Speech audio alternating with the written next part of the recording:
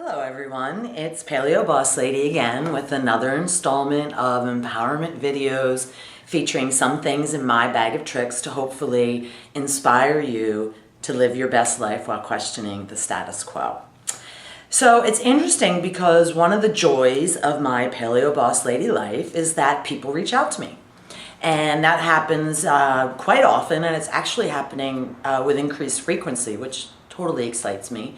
And I'm noticing a pattern. So I thought, well, maybe I should put this out there, take it out of my bag of tricks, share it universally with everyone so that it may be one less thing that you're questioning.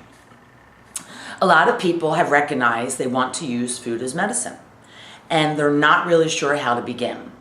Well, one of the things that I often recommend to most people is, unless you're in a super critical situation, which means having a flare-up of something, whatever it is, basically at the lowest of the low, I do not recommend diving in. And even in that situation, a lot of times I don't recommend going from however you're eating right now to, okay, tomorrow I'm going to be paleo, or I'm going to be following the Walls protocol, or whatever it is. What I recommend is, again, the lens that PaleoBOSS Lady uses is always a psychological lens. I'm not a nutritionist, I'm not a dietitian, I'm not a doctor.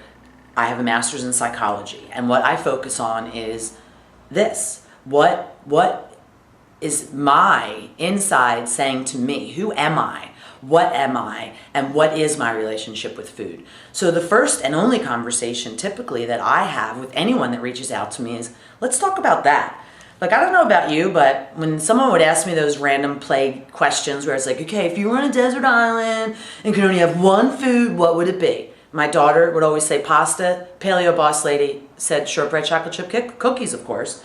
So that sort of tells you what's her one thing. Consumerism, gluten, is that when you walk into a grocery store and 80% of the products are processed that are for sale, you can rest assured that almost 99.9% of those products have sugar, have gluten. So if you're eating anything at all that's coming out of a box, a jar, a can, a package, it probably has sugar and gluten, even though it says on it healthy, heart healthy, that really means shit.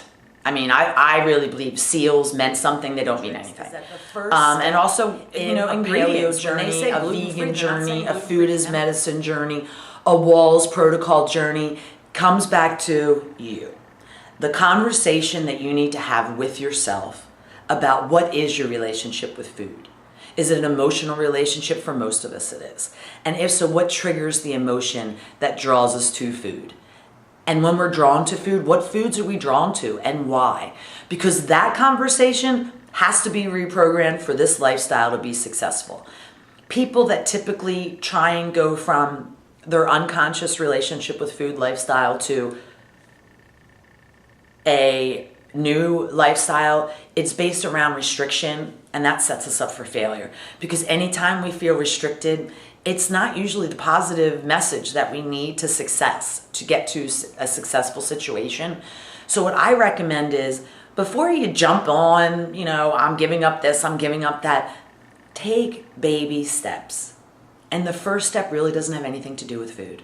It has everything to do with what's in here, you allowing yourself to step back from all the chaos in the outside world, allows you to start engaging in conversations with yourself before you begin a journey that you may view as restrictive, and instead having this conversation with yourself, this journey to question your status quo, to change your life narrative, and hopefully become your own miracle, just like PaleoBOSS Lady. I thank you so much for your time, for allowing me to enter into your world and share my shit, for lack of a better term. And I wish you all a glorious day. Namaste. I wish you great success in changing your life narrative to live your best life.